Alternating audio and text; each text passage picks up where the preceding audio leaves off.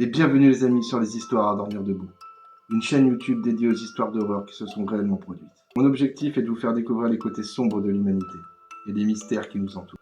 J'espère que vous trouvez ces histoires aussi fascinantes que terrifiantes. Aujourd'hui les amis, pour cette première vidéo, je vais vous raconter 3 histoires.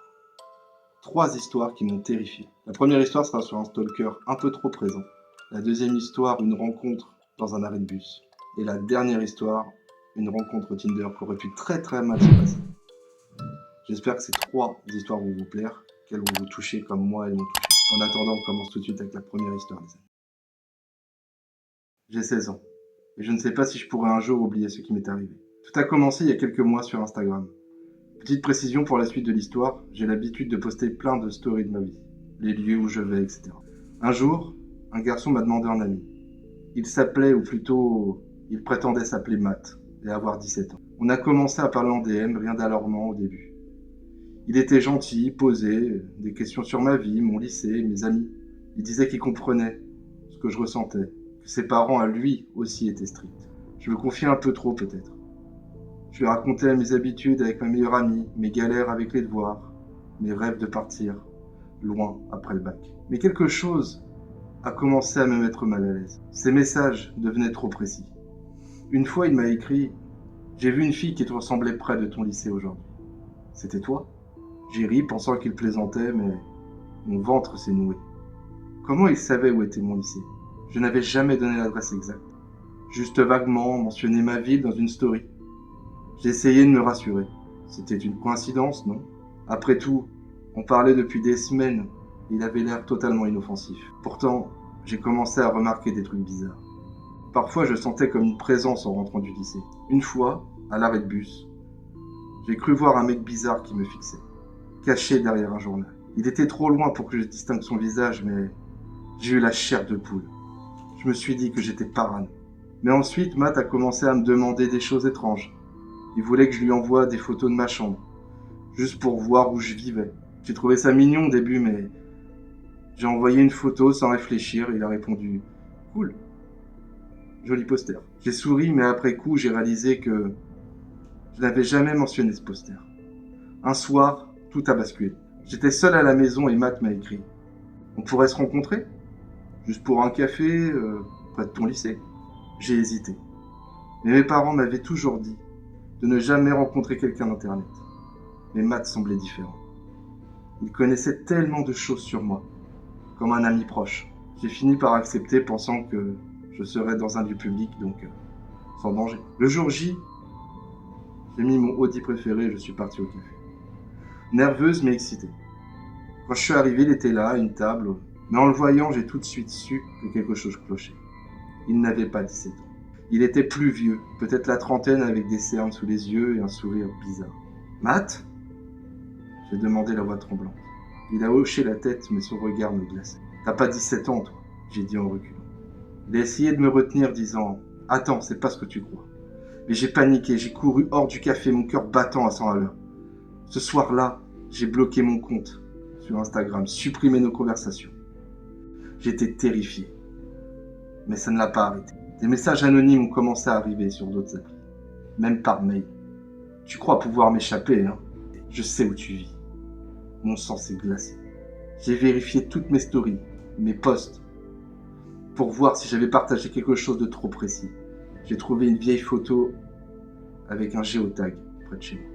Je l'ai supprimée, mais c'était trop tard. Je ne dormais plus. Chaque bruit dans ma maison me faisait sursauter. Je vérifiais 10 fois si la porte était verrouillée.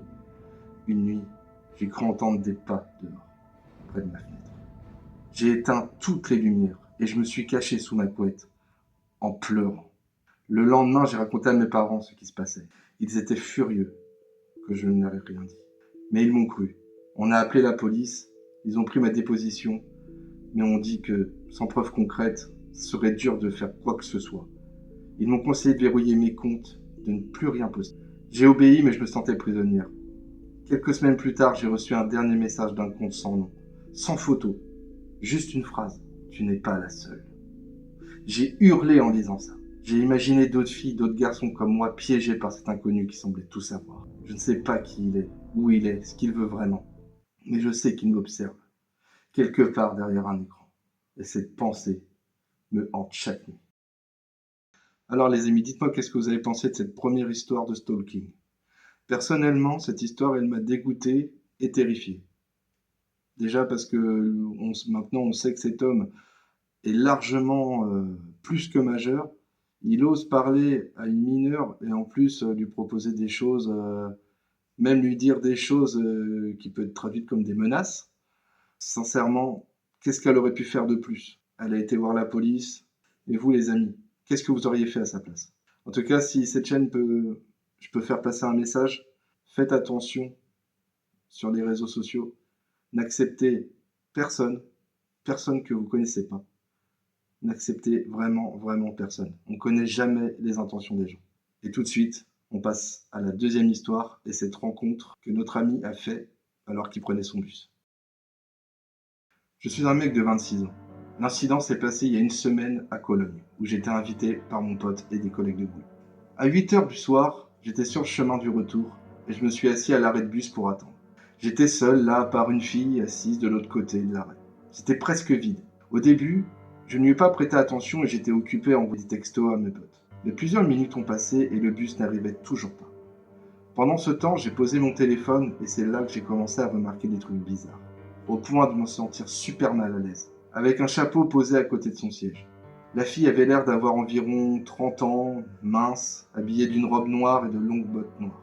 Ce qui m'a un peu perturbé, c'était sa couleur de peau, plutôt pâle, surtout sur son visage. C'était probablement juste du maquillage ou un truc du genre. Et ses cernes étaient soulignées de noir, rien d'inhabituel. J'ai vu plein de gens avec des styles et des apparences bizarres, mais ses yeux étaient tellement vides, sans vie, vitreux. Et ce qui m'a fait flipper, c'est la façon dont elle me regardait. Elle avait une agressivité évidente, prédatrice, comme un python qui regarde une souris. En même temps, elle souriait bizarrement et dégueulassement, en se léchant parfois les lèvres et en fredonnant doucement une mélodie. Je n'ai ressenti une telle confusion et un tel malaise qu'à ce moment-là. J'avais juste envie de me barrer en courant, mais en même temps, je ne voulais pas passer pour un con, surtout que j'avais attendu aussi longtemps. Je comprends à quel point ça peut paraître con de l'extérieur, mais je ne peux pas tout simplement pas décrire à quel point elle me regardait d'une façon répugnante et effrayante. Son visage était tellement flippant à ce moment-là. J'ai juste su que quelque chose clochait et mes instincts et mon intuition me hurlaient que ce n'était pas normal. En plus de ce que j'ai vu, j'ai senti au fond de moi que ça n'allait rien de bon. Le contact visuel était incessant. Elle me regardait toujours et j'essayais de détourner le regard vers ma montre ou mon téléphone. Et ainsi de suite. Je me sentais très mal à l'aise, mais j'ai essayé d'être sympa. Je l'ai saluée en faisant un signe de la main, maladroitement. Et elle a continué à fixer, avec un silence. Puis la situation a commencé à dégénérer rapidement. Et son comportement est devenu plus hostile.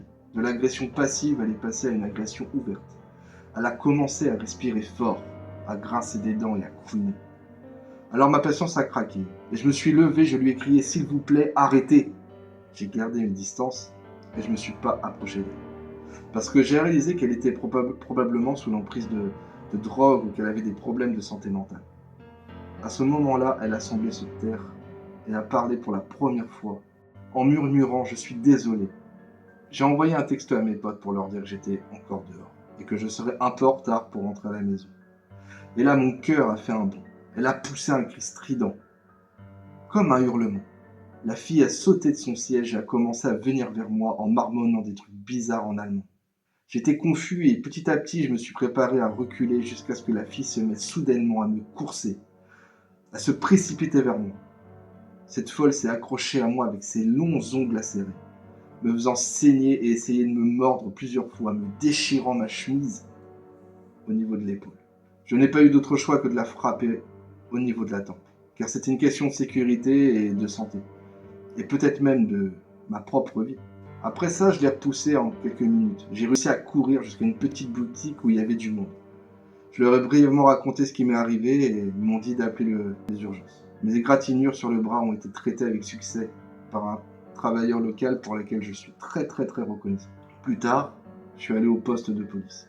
Je leur ai montré mes blessures, cicatrices sur mon bras. Je leur ai raconté l'incident et ils m'ont suggéré de porter plainte afin de traduire l'agresseur en justice. Cependant, j'ai refusé de le faire parce que je devais rentrer dans mon pays natal dans 3 jours et que je n'avais tout simplement pas le temps pour toutes les formalités administratives. Bon, et vous alors, les amis, qu'est-ce que vous avez pensé de cette deuxième histoire?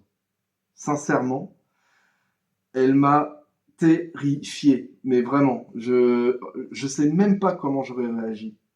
Parce que bah, des gens bizarres, on peut en croiser, on en croise souvent, il faut être honnête, surtout dans le monde dans lequel on vit.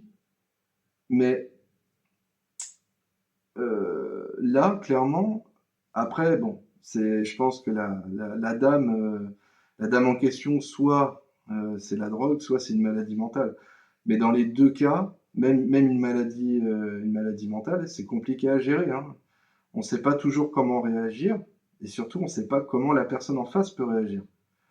On ne sait pas si elle a un couteau, si elle peut nous tuer, ou pire, ou même pire que la mort. Au départ, il subissait beaucoup l'action, et après, il a commencé un peu à se défendre et à devenir acteur. Dites-moi ce que vous auriez fait à sa place. Moi, je pense que je serais parti depuis longtemps.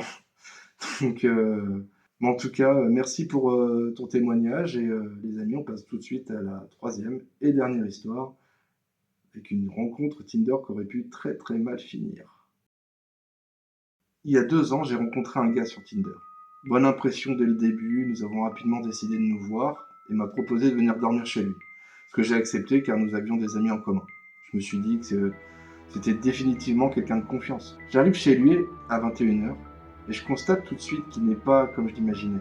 Il avait l'air sale, son appartement ressemblait à un squat et il y avait une odeur de tabac dans chaque pièce. Je vois une pile de livres sur l'autisme quand je rentre chez lui et je lui pose des questions sur ce sujet. J'ai appris à ce moment-là qu'il est autiste Asperger et qu'il a du mal à différencier le bien du mal. Il me dit aussi qu'il sait très bien analyser le langage non verbal et qu'il sait ce que pense une personne rien que par son attitude. Je ne connais rien à la neurodivergence, mais je me suis directement demandé ce que signifiait son incapacité à distinguer le bien du mal. Il me propose un verre d'alcool que j'accepte. J'aperçois une arme posée sur le comptoir. Je suis un peu paniqué quand je vois ça et voyant mon regard, il m'explique qu'il n'est pas chargé et qu'il appartient à son père. Je n'ai jamais su si c'était une vraie arme, mais je commence à m'inquiéter un peu.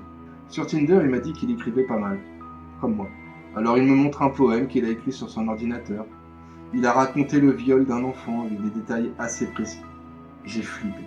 J'ai fait semblant d'apprécier son talent parce qu'il commençait vraiment à me faire peur.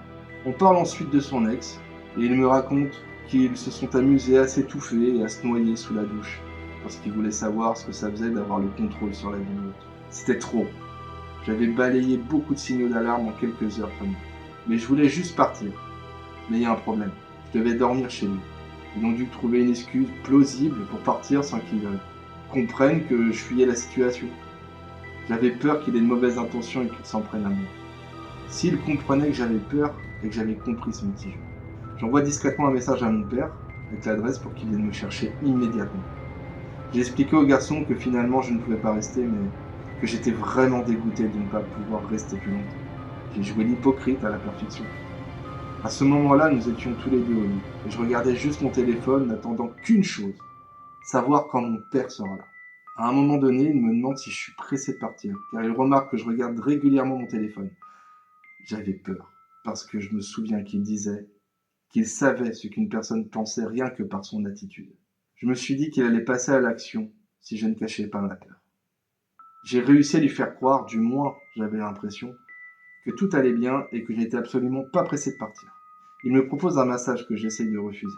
Mais ne voulant pas qu'il comprenne mon mal-être, d'autant que je me suis vite tiré d'affaire, j'accepte. Mais je me retrouve en sous-vêtements, lui dessus. C'était horrible. Juste au moment où il était sur le point de toucher ma poitrine, mon téléphone a sonné. Mon père était devant sa maison. Je m'habille rapidement et lui dis à peine au revoir en quittant l'appartement. Je lui ai envoyé un dernier message expliquant que je ne voulais pas donner suite à son comportement qui me faisait vraiment flipper et je l'ai bloqué. Un de mes amis l'a rencontré sur Tinder quelques jours plus tard. Il lui a proposé de venir dormir chez lui. J'ai prévenu mon ami qui n'a pas donné suite à ce type. Je ne sais pas s'il était juste bizarre ou si quelque chose aurait pu m'arriver. Mais attention sur Tinder, on ne connaît jamais vraiment personne. Qu'est-ce que vous avez pensé de cette troisième histoire? Horrible. Sincèrement, horrible. Je la trouve horrible. Dégueulasse. Euh, Après, Il faut relativiser aussi. C'était quelqu'un qui est atteint d'une maladie qui s'appelle l'autisme. Après, rien ne justifie ce qu'il a fait, c'est-à-dire essayer d'étouffer son ex ou de la noyer pour avoir le contrôle sur la vie de l'autre. Après, je suis pas calé sur le sujet, mais je pense que c'est pas parce qu'on est autiste ou qu'on est atteint d'une maladie mentale qu'on peut se permettre de tuer n'importe quel être humain. Il a quand même tenté de le refaire avec une amie à elle. Donc ce qui veut dire que c'est prémédité à chaque fois. Et heureusement qu'elle a pu mettre au courant sa meilleure amie pour éviter qu'il lui fasse une dinguerie, quoi. En tout cas, merci de nous avoir raconté ton histoire. J'espère que ces 3 premières histoires vous a plu. J'espère que elle vous a donné autant d'angoisse que j'ai eu en les lisant, en tout cas. Merci de m'avoir accompagné dans cette plongée d'horreur. N'oublie pas de liker, de commenter et de t'abonner pour plus de contenu terrifiant. Et n'oublie pas, les ténèbres sont toujours là, même quand la lumière est éteinte.